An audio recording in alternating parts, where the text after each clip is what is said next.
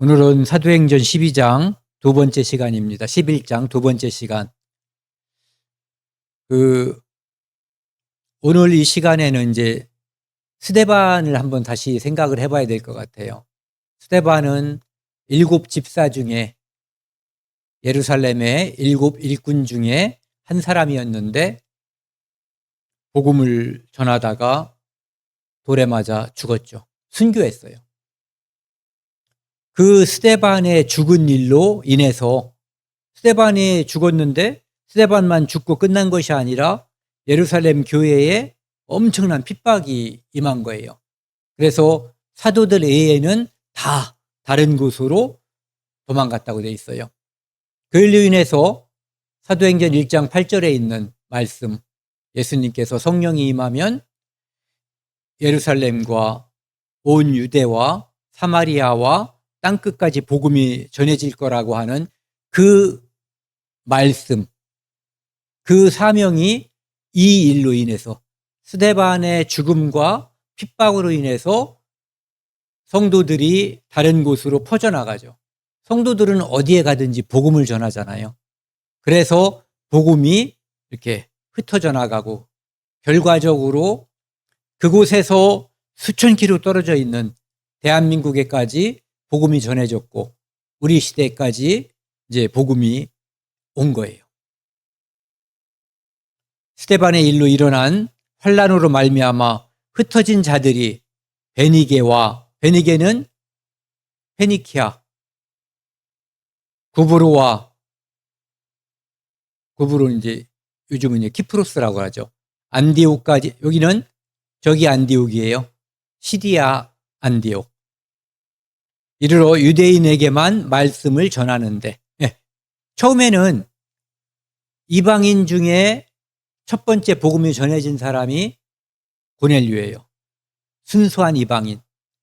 그런데 이때 이제 그렇게 흩어진 사람들이 유대인들에게만, 그러니까 그 디아스포라 유대인들이겠죠. 헬라파 유대인들, 그 사람들에게 복음이 전해졌던 거예요. 그런데 이제 20절에 보면은 다른 사건이 드디어 일어나기 시작했어요. 그 중에 구브로와 구레네 및 몇 사람이 안디옥에 이르러 헬라인에게도 말하여 주 예수를 전파하니. 지금까지는 유대인에게만 헬라파 유대인들이 복음을 전했는데 이제 구브로, 구레네, 그러니까 아프리카까지, 이제 아프리카에 있는 사람들, 그 다음에 키프로스에 있는 사람들, 이런 사람들이 안디옥에 가서 그곳에 있는 헬라인들, 혈통이 유대인이 아닌 사람들에게까지 복음을 전했다라고 되어 있는 거예요. 주의 손이 그들과 함께 하심에, 이게 필요한 거예요. 지금 우리도 계속 기도하고 있는데 우리가 기도해도 주님께서 함께 하셔야만 그 일이 이루어지는 거예요. 주의 손이 그들과 함께 하심에 수많은 사람들이 믿고 주께 돌아오더라. 드디어 이방인에게도 복음이 전해지고, 고넬료 말고요. 그리고 그들이 이제 믿고 주께 돌아오는 일들이 벌어진 거예요. 여기 보시면은 이제 오순절 날 많은 곳에서 고향에 왔던 헬라파 유대인들이 있었어요. 그들은 예루살렘에서 신기한 체험을 했잖아요. 그리고 그들은 성령을 받았어요. 예수 그리스도를 구주로 영접하는 구원을 받은 일이 벌어진 거예요. 그래서 원래 계획은 여기서 조금 있다가 자기 고향으로 돌아가고 싶었겠죠. 그런데 예루살렘에서 되어진 그 신기한 일, 그리고 자기에게 이루어진 대단한 일, 구원받은 일, 이런 일로 인해서 오랫동안 머물렀겠죠. 그런데 나중에 스데반의 일로 핍박이 임하니까 각자 이런 곳으로 다 이제 다시 도망간 거예요. 도망간 그곳에서 그들에 의해서 복음의 역사가 이루어지는 거죠. 처음에는 자기 동족인 헬라파 유대인에게 복음을 전했는데 이제는 구레네 사람, 구브로 사람이 안디옥에 가서 헬라인에게도 복음을 전했다라고 돼 있는 거예요. 그래서 사도행전에서 큰 전기가 일어나는 거죠. 10장에서 순수한 이방인인 고넬료에게 복음이 전해졌고 이제 고넬료 말고도 다른 유대인이 아닌 이방인에게 복음이 전해지기 시작하는 거예요. 그것으로 해서 준비된 사람이 이제 9장에 나와 있던 거죠. 사울이라는 사람. 여기 그림을 보시면은요, 이렇게 예루살렘에 복음이 뚝 떨어졌는데 여기에 핍박이 있으니까 이렇게 물결처럼 천지사방으로 오순절 날에는 사람들이 고향에 모였고 이제는 핍박에 의해서 이 핍박은 나쁜 거예요. 힘들고 고통스러운 거죠. 그런데 그것이 그 핍박을 하나님은 선한 것으로 바꿔서 오히려 이방인에게 복음이 전해지는 일로 하나님께서 바꾸신 거죠. 여기 보시면은 이제 구레네 사람, 그 다음에 여기 구브로 사람이 안디옥에 가서 헬라 사람에게도 복음을 전했다는 거죠. 그래서 여기에 있던 사람들이 이렇게 이제 흩어져서 처음에 여기 베니게, 안디옥, 구브로 여기서는 유대인에게만 복음을 전했던 거예요. 그런데 구레네 출신, 구브로 출신이 안디옥에 가서는 이제는 혈통적으로 이방인에게 복음을 전하는 일들이 벌어졌다라고 이야기하고 있는 거죠. 이 베니게가 페니키아예요. 페니키아. 22절부터입니다. 예루살렘 교회가 이 사람들의 소문을 듣고 바나바를 안디옥까지 보내니 예루살렘 교회가 아마 또 수동했을 거예요. 고넬료 구원받았다는 소식을 들었는데 이제는 고넬료 개인뿐만 아니라 수많은 사람들이 유대인들이 아닌 이방인에게 복음이 전해지고 있음을 알고 예루살렘에서 그 소식을 듣고는 바나바라고 하는 사람을 이제 보낸 거죠. 가서 좀 알아봐라. 도울 게 있으면 도와라. 뭐 이런 뜻이겠죠. 그가 이르러 하나님의 은혜를 보고 기뻐하여 모든 사람에게 굳건한 마음으로 주와 함께 머물러 있으라 권하니 그가 바나바죠. 바나바가 가서 하나님의 은혜를 직접 본 거예요. 뭐예요? 이방인이 하나님을 찬양하고 복음의 역사에 이방인이 포함되어 있다는 사실을 바라본 거예요. 그래서 기뻐한 거죠. 하나님의 은혜에 대해서 기뻐하고 그리고 그 사람들한테 이런 얘기를 한 거예요. 모든 사람에게 구원받은 사람들에게 굳건한 마음으로. 왜? 핍박이 있잖아요. 핍박이 있기 때문에 유혹이 있기 때문에 그리스도인에게는 이 두 가지가 동시에 오거든요. 핍박과 유혹. 하나는 강력한 힘이에요. 그래서 못하게 하는 거죠. 유혹은 할 일을 자발적으로 다른 곳에 시선을 돌리게 만드는 거예요.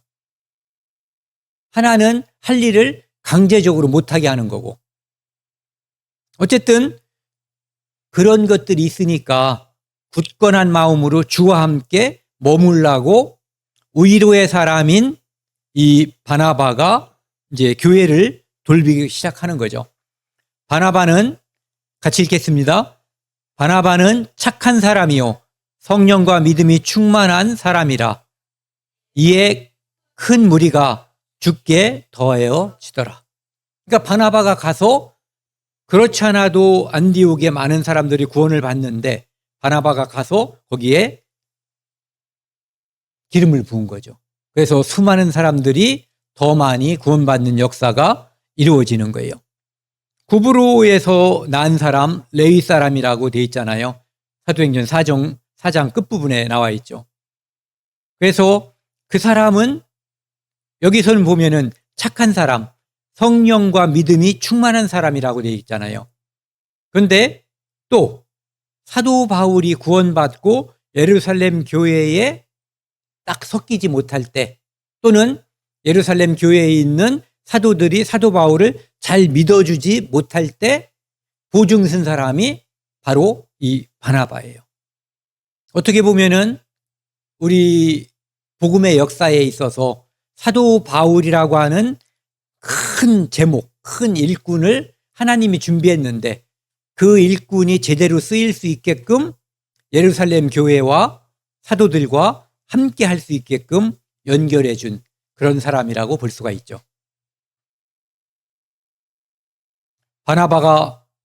그리고 이제 바나바가 사울을 찾으러 다소에 갔어요.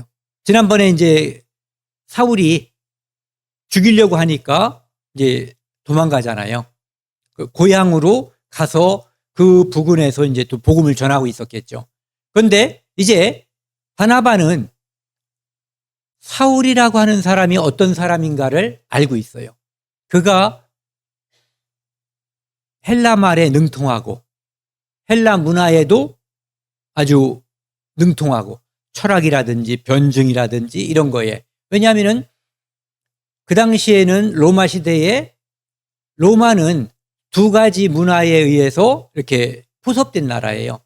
하나는 헬레니즘, 그러니까 헬라 문화예요. 헬라 문화에 의해서 이제 로마라고 하는 나라가 포획된 거죠. 또 하나는 나중에 이 당시까지는 아직 그렇다고 볼 수 없지만 기독교 문화, 헤브라이즘, 이것에 의해서 이제 영향을 받잖아요.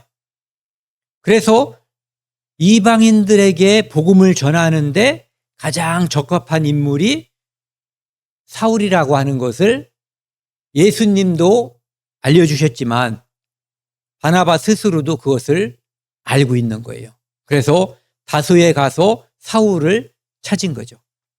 사울 데려다 이제 본격적으로 이방인을 전도하는데 함께 하려고 데리러 간 거예요.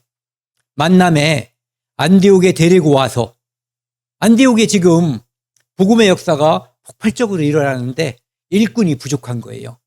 그런데 그 일꾼 중에 사울이 있었으면 하는 거죠. 특별히 필요하다라고 생각한 거예요. 데리고 와서 둘이 교회에 1년간 모여 있어 큰 무리를 가르쳤고 제자들이 안디옥에서 비로소 그리스도인이라 일컬음을 받게 되었더라. 엄청난 숫자 몇 명이라고 말하지 않잖아요. 어떤 때는 120명, 그 성경에서 말하고 있잖아요. 3,000명, 5,000명. 그런데 여기서는 인원을 말하지 않지만 큰 무리라고 돼 있어요. 그러니까 사울이 필요했던 거예요. 데리고 와서 이제 가르쳤는데 안디옥에서 비로소, 지금까지는 유대교의 한 분파, 그냥 예수쟁이들, 예수 믿는 어떤 사람들 이렇게 했는데 드디어 그리스도인이라는 이름이 타칭이죠. 다른 사람들에 의해서 그렇게 불리기 시작했다는 거예요. 그리스도인이라고 하는 것은 이제 사전에 보면은요, 그리스도인은 크리스티아노스라고 한대요. 헬라 말이겠죠. 그렇죠? 네.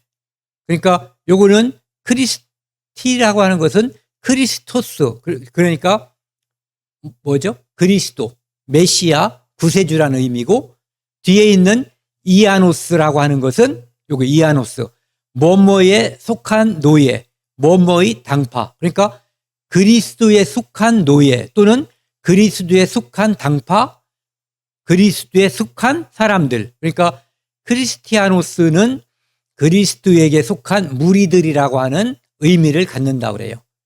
아, 저놈들은 예수쟁이야, 이렇게 부르는 거나 마찬가지죠. 그러니까 타의에 의해서 이름이 불렸는데 불리고 보니까 좋은 이름이야. 그들은 경멸하는 이름으로 불렀지만 나보고 누가요? 저 새끼 말고 저놈 예수쟁이야 이렇게 불렀다면은 그놈은 저를 경멸하는 거로 다 부른 거예요. 안 좋은 놈이라고 생각해서. 그런데 저는 내가 예수쟁이야? 저 사람 눈에? 그러면은 저로서는 기쁜 거죠. 그렇게 지금 취급을 받는 거예요. 경멸적 이름이었는데 죽은 자 예수를 왕이라고 따르는 유난스러운 사람들, 그가 바로 그리스도인이라는 거죠. 정체성의 분리. 기독교는 유대교의 한 분파 나사렛 이단이라고 불렀잖아요. 그래서 나사렛 이단 족속들이라고 불렸는데 이제는 이방인과 유대인과 이방인이 섞인 공동체로서 교회라고 하는 인류 역사상 등장한 적이 없는 이방인과 유대인들은 이방인하고 함께 하지 않는 거예요. 그런데 예수 그리스도 이름으로 구원받은 사람들은 예수 그리스도 안에서 이방인과 유대인의 벽이 없이 하나가 되는 거예요. 성령도 하나, 예수도 하나, 하나님도 하나, 몸도 하나. 네. 그래서 유대교와는 완전히 다른 새로운 집단으로 인식된 무리들, 그러니까 오늘날로 말하면 교회죠. 그리스도의 향기, 비난자들조차도 그리스도인이 살면서 그리스도의 모습을 발견했다는 거예요. 저놈들은 나쁜 놈이라고 했는데 나쁜 놈이라는 것은 욕하고 싶어서 하는 거지 자세히 들여다보면 좋은 놈이란 뜻이에요. 사람들도 도와주고 내가 욕하는데 나를 위해서도 뭔가를 좋은 일을 하는 거예요. 그게 당시에 그리스도인들이었다는 거죠. 지난 시간에도 이제 제가 말씀을 드렸고 예전에도 소개했었던 건데 쭉 읽어갈게요. 디오그네투스에게 보내는 편지. 디오그네투스라고 하는 어떤 유력자에게 그리스도인들이 누구인가에 대해서 변증하는 편지를 보낸 거예요. 당신이 생각하는 것처럼 그리스도인들은 나쁜 사람이 아니다. 그들은 정말 괜찮은 사람들이다 하면서 그리스도에 대한, 그리스도인들에 대한 변증을 담은 편지예요. 그리스도인들은 거주지나 언어, 관습에 의해 다른 사람들과 구별되지 않습니다. 즉, 헬라에 살면 헬라 사람처럼 보이고, 로마에 살면 로마 사람처럼 보이고, 예루살렘 살면 예루살렘 사람처럼 보인다는 거예요. 그들은 자신들만의 도시를 가지고 있지 않고, 야, 예루살렘에서만 살자, 안디옥에서만 살자, 그게 아니라는 거예요. 각자 사는 곳에서 그리스도를 높이는 향기를 내면서 산다는 거죠. 유별난 방언을 쓰지도 않습니다. 그리스도인들만 쓰는, 유대인들은 그렇잖아요. 방언을 쓰죠. 유대인들만 쓰는 히브리어를 쓴단 말이에요. 그런데 그들은 각각 자기들이 태어난 고장에 말을 쓴다는 거예요. 그들은 각자의 조국에 살지만 나그네와 같습니다. 이중 국적자인데 실제로는 하늘에 더 비중을 압도적으로 두고 산다는 얘기죠. 시민으로서 모든 의무를 다하고 군대 가라면 군대 가고 돈 내라면 세금 내고 외국인으로서 모든 고난을 견딥니다. 반항하지 않는 거예요. 모든 타국이 그들에게는 고향이요. 그것이 고향처럼 살지만 진정 털을 박고 뿌리를 박을 곳으로 여기지는 않는다는 뜻이죠. 모든 고향이 그들에게는 타국입니다. 이런 뜻이에요. 그들은 육신에 있으나 육신을 따라 살지는 않습니다. 육신이 있어요. 먹어야 살고 자야지 돼요. 그렇지만 그것이 전부인 것처럼 살지는 않는다는 뜻이에요. 지상에서 시간을 보내나 하늘의 시민권을 가지고 있습니다. 법을 준수하지만 그들의 삶은 법의 요구를 훨씬 넘어섭니다. 법보다도 더 넘어서는 사랑과 자비를 가지고 있다는 얘기죠. 그들은 결혼하여 아이를 낳지만 아이를 버리는 영아 유기를 하지 않는다는 거예요. 로마 시대엔 그런 일이 굉장히 많았대요. 그런데 그리스도인들은 아이들을 낳으면 잘 키운다는 거죠. 그리스도인으로 성장하게 하는 거예요. 그들은 식탁을 공유하지만 침상을 공유하지 않습니다.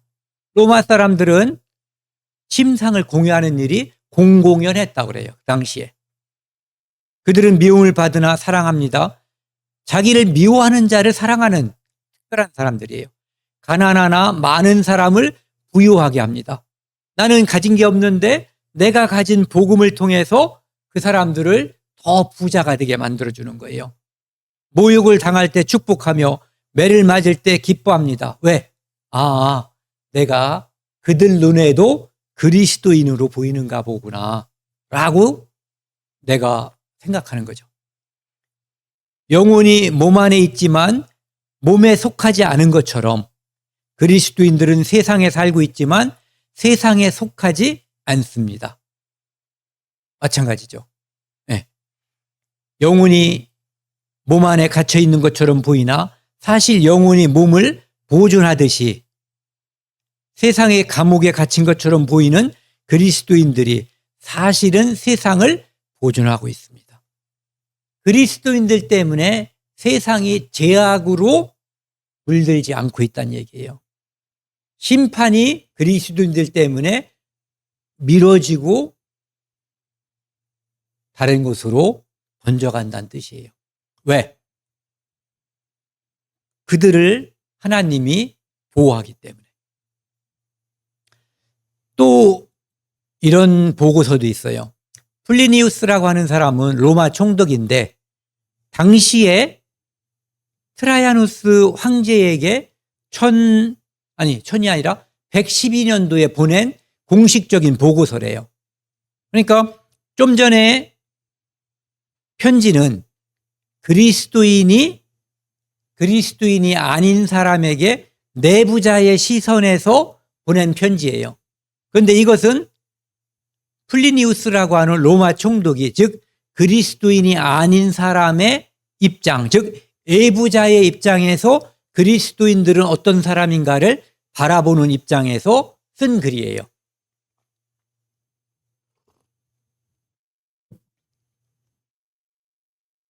그들은 정해진 날 해 뜨기 전에 모여서 노예도 있고 자유자도 있으니까 언제 시간을 낼 수 있냐면은 해 뜨기 전에 또는 한밤중에 시간을 낼 수 있는 거예요. 함께 예배드리고 함께 찬양할 시간이 그때밖에 없는 거예요. 그리스도를 신으로 찬양하는 노래를 교대로 부릅니다. 외부 관찰자의 눈에는 그리스도인들이 예수를 단순한 인간이 아닌 하나님으로 숭배하고 있음이 명확합니다. 이런 뜻이에요. 그들은 범죄를 저지르지 않겠다고 엄습히 서약합니다. 자기들끼리 그런 서약을 한다는 거예요.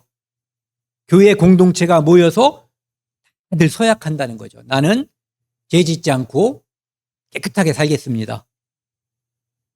도둑질하거나 강도질, 간음하지 않겠다고 약속하고 약속도 어기지 않겠다고 약속하는 거죠. 맡겨진 물건을 누가 나한테 물건을 맡겨놨는데 주인이 오면은 네가 언제 맡겼어? 이러지 않고 여기 있습니다. 이렇게 한다는 거예요. 국가의 위험한 집단인 줄 알고 이놈들을 막 두드려 패고 고문해가지고 알아봤더니 막상 조사해보니 지나치게 도덕적이고 정직한 사람들이라는 거예요. 미련 맞을 정도로 정직하고 진실한 사람들이라는 거예요. 3번이나 기회를 주며 그리스도, 예수님을 저주하라고 위협했다는 거예요. 야, 예수 욕하면 살려줄게.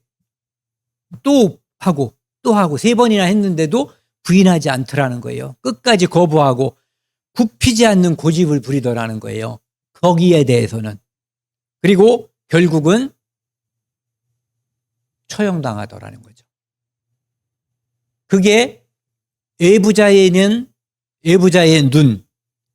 플리니우스라고 하는 로마 총독이 트라이아누스 황제에게 보낸 보고서에 있는 그리스도인들의 모습이었다는 거예요. 여기 그리스도인의 모습을 사도행전 26장에서는 이렇게 이야기하고 있어요. 바울이 이제 아그리빠 왕에게 이렇게 복음을 전하려고 할 때 아그리빠가 바울에게 얘기하는 거예요. 내가 적은 말로 나를 권하여 그리스도인이 되게 하려 하는도다. 그러니까 그리스도인이라는 말이 이제는 보편적으로 많이 퍼져나갔지만 그리스도인이라고 하는 것이 믿지 않는 사람의 눈에 볼 때는 아직도 거부감이 있는 존재들이었다고 하는 것을 우리가 알 수 있어요. 그게 좋은 거였으면 어우, 네가 나를 그리스도인이 되게 하려는구나. 고맙다. 이렇게 이 뒤에 고맙다가 나와야지 되는 거죠. 그런데 내가 그리스도인이 되게 했느냐? 될 것 같냐라고 반문하는 거죠.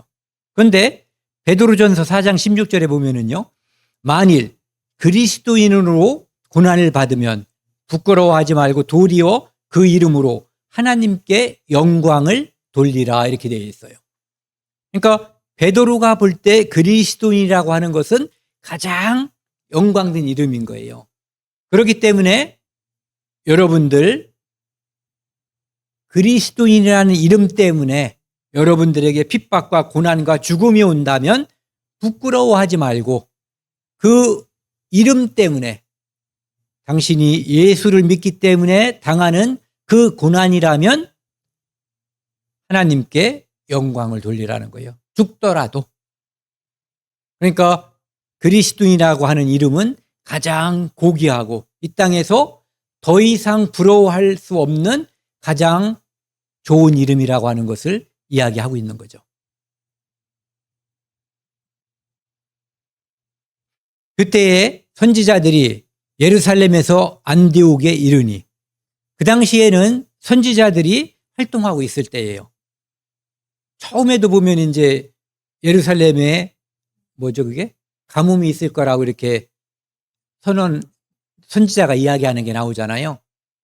그런데 여기도 보면은 그 중에 아가보라고 하는 한 사람이 일어나 성령으로 말하되 천하에 큰 흉년이 들리라 하더니 글라우디오 때에 그렇게 되니라.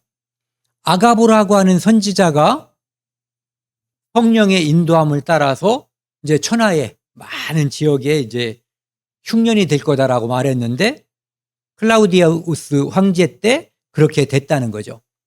이 아가보라고 하는 사람은 사도행전 21장에 사도 바울이 예루살렘에 가면은 띠를 띠고 잡혀서 포박당해 가지고 이제 끌려가서 죽게 될 거라고, 그러니까 거기 가지 말라고 말하는 선지자가 나오잖아요.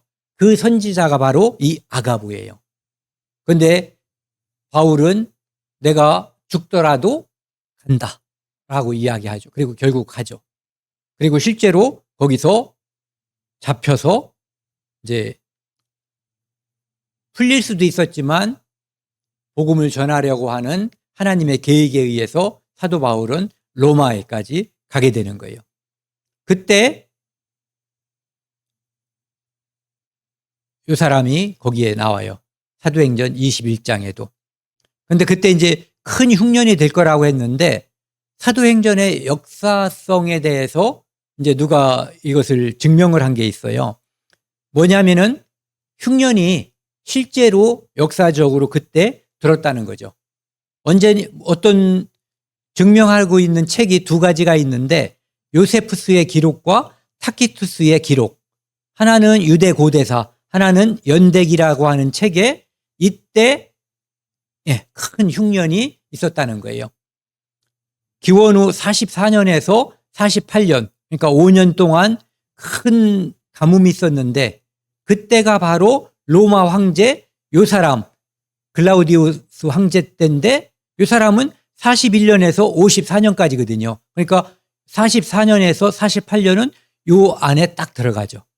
그때 아주 극심한 기근이 있었대요. 그래가지고 아디아 베네 왕국이 있었는데 이 왕국은 어디냐면은 오늘날로 따지면 이라크 북부 있잖아요.